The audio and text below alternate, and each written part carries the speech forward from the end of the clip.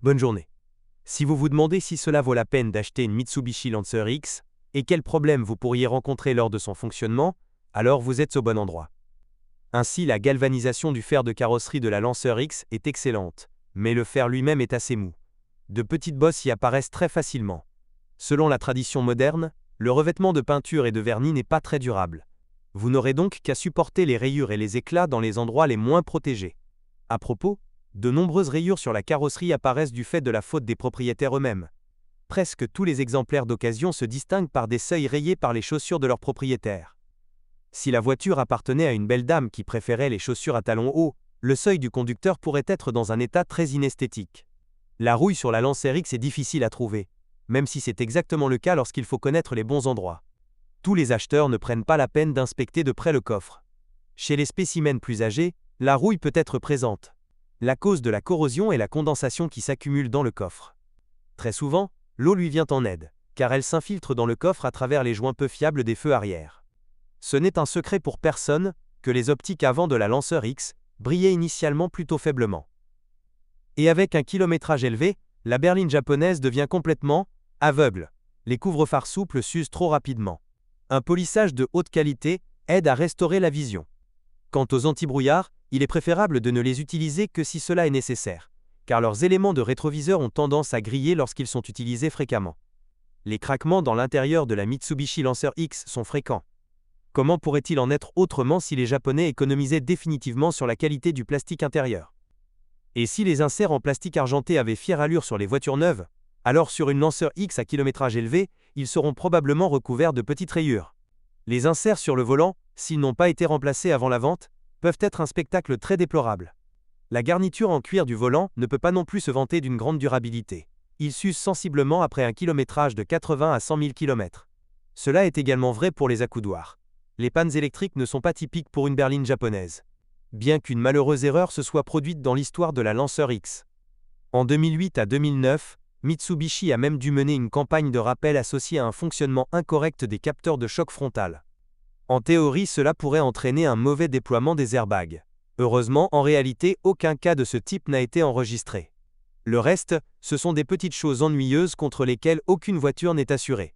Habituellement, après 5 à 6 ans de fonctionnement, le moteur du poêle commence à hurler. On a remarqué que ce même moteur tombe le plus souvent en panne en hiver, c'est-à-dire lorsque son fonctionnement sans problème est extrêmement important.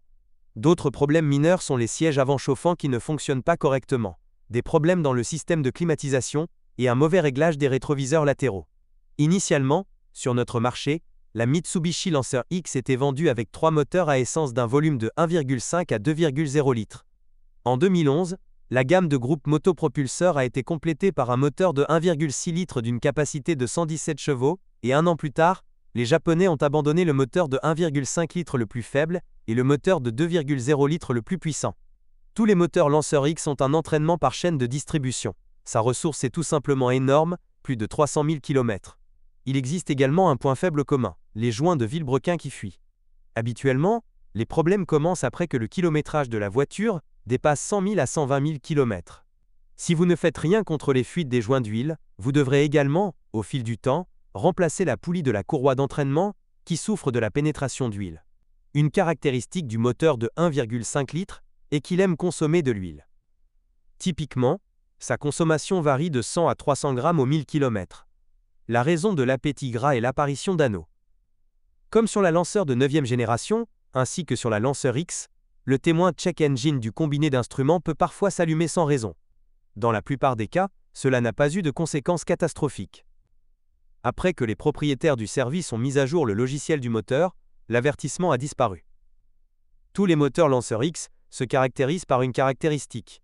Les gaz d'échappement, dans certaines conditions, peuvent pénétrer dans le compartiment moteur.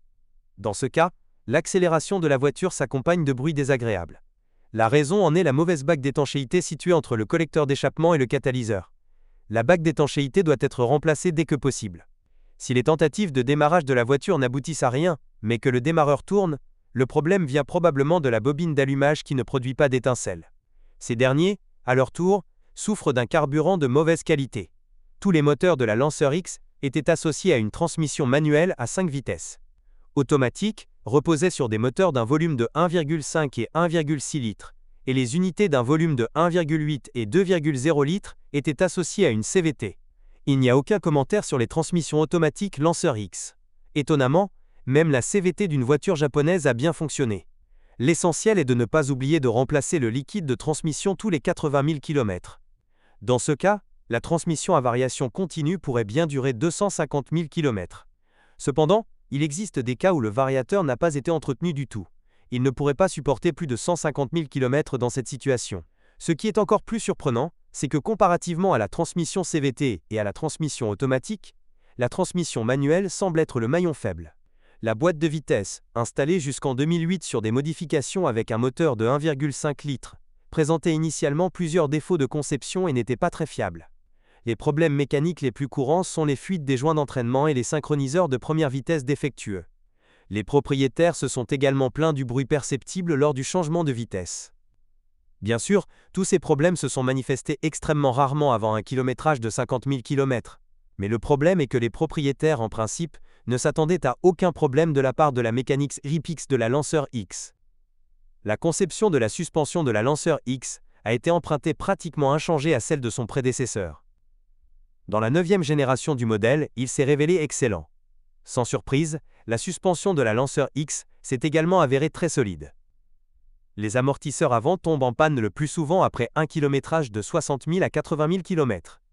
Les amortisseurs arrière durent nettement plus longtemps, au moins 100 000 à 120 000 km. Les bagues et les jantes de force stabilisatrices de la suspension avant de la Lancer X durent environ 50 000 à 70 000 km. Les roulements de support survivent généralement aux amortisseurs avant, c'est-à-dire qu'ils durent environ 70 000 à 90 000 km. La durée de vie des roulements de roues avant est de 100 à 120 000 km. Les roulements de roues arrière durent 30 à 40 000 km de plus. À propos, ils sont remplacés et assemblés avec le moyeu, le remplacement s'avère donc relativement coûteux même si des pièces de rechange non d'origine sont utilisées. Avec une utilisation prudente, les leviers de la suspension Lancer X dureront au moins 150 000 km. Ceux à balles peuvent se vanter d'une ressource similaire. Les propriétaires de Lancer X ont remarqué qu'au bout de 150 000 km, les ressorts arrière s'affaissent un peu. Mais comme l'efficacité de leur travail ne se détériore pas, ils ne changent presque jamais pour cette raison. La direction assistée électrique d'une berline équipée d'un moteur de 1,5 litres est devenue le point le plus faible de la direction de la Mitsubishi Lancer X. La crémaillère commençait souvent à cogner après un kilométrage de 20 à 30 000 km. C'est pourquoi les concessionnaires de la société japonaise. J'ai dû le changer sous garantie. Les propriétaires de voitures d'occasion ne peuvent pas compter sur des remplacements gratuits. Ainsi, avant d'acheter le spécimen que vous aimez, vous devez absolument faire diagnostiquer le portoir. Si vous êtes propriétaire, assurez-vous de laisser un commentaire sur cette voiture, votre avis aidera certainement les autres à choisir une voiture.